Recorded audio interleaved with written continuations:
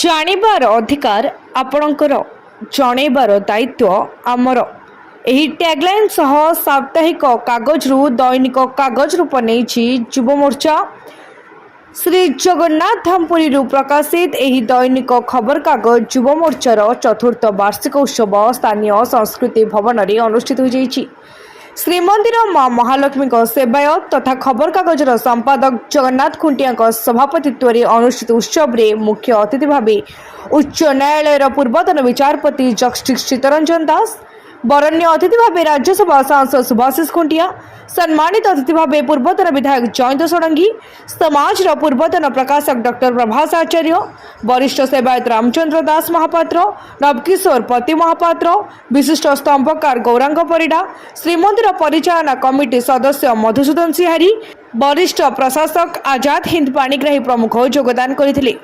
ଅତିଥିମାନେ ଦୈନିକ ଖବରକାଗଜ ଯୁବ ମୋର୍ଚ୍ଚାର ସଫଳତା ଓ ଉତ୍ତରୋତ୍ତର ଉନ୍ନତି କାମନା କରିବା ସହ ସଠିକ୍ ଖବର ପ୍ରକାଶ ପାଇଁ ପରାମର୍ଶ ଦେଇଥିଲେ। ଏହି ଅବସରରେ ବିଭିନ୍ନ ସ୍ଥାନରୁ ଆସିଥିବା ବ୍ୟକ୍ତିବିଶେଷଙ୍କୁ ସମ୍ବର୍ଦ୍ଧିତ କରାଯାଇଥିଲା। ଡକ୍ଟର ପ୍ରଭାସ ଚନ୍ଦ୍ର ଆଚାର୍ଯ୍ୟ କାର୍ଯ୍ୟକ୍ରମ ସଂଯୋଜନା କରିଥିବା ବେଳେ ତିଳୋତ୍ତମା ନାୟକ ପରିଚାଳନା କରିଥିଲେ। ଶେଷରେ ସାଂସ୍କୃତିକ କାର୍ଯ୍ୟକ୍ରମ ପରିବେଷଣ ହୋଇଥିଲା। ଏହି କାର୍ଯ୍ୟକ୍ରମରେ ରାଜ୍ୟର ବିଭିନ୍ନ ସ୍ଥାନରୁ ସାମ୍ବାଦିକ, କବି, ଲେଖକ ଓ ବହୁ ମାନ୍ୟଗଣ୍ୟ ବ୍ୟକ୍ତିବିଶେଷ ଯୋଗଦାନ କରିଥିଲେ। ଯୁବ ମୋର୍ଚ୍ଚା ଦୈନିକ ଖବରକାଗଜର ଆଜି ଚତୁର୍ଥ ବାର୍ଷିକ ଉତ୍ସବ ନିହାତି ପକ୍ଷେ ଗୋଟେ ନୂତନ ଓଡ଼ିଶା ଗଠନ କରିବା ପାଇଁ, ନୂତନ ସମାଜ ଗଠନ କରିବା ପାଇଁ ଗଣତନ୍ତ୍ରର ଗୋଟେ ପ୍ରମୁଖ ଭୂମିକା ରହିଛି। ତେଣୁ ଆଜି ସମସ୍ତ ସାମ୍ବାଦିକମାନେ ଏଠି ଉପସ୍ଥିତ ଅଛନ୍ତି। ଓଡ଼ିଶାର ତାଙ୍କ ଆଲୋଚନା ହେଉଛି ଅନେକ କାର୍ଯ୍ୟକ୍ରମ ଉପରେ।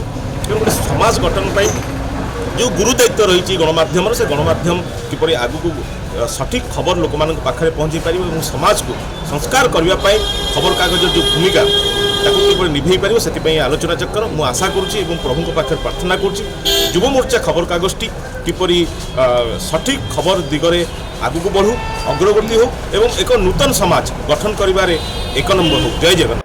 ବ୍ୟୁରୋ ରିପୋର୍ଟ, ତୀର୍ଥକ୍ଷେତ୍ର ଲାଇଭ୍।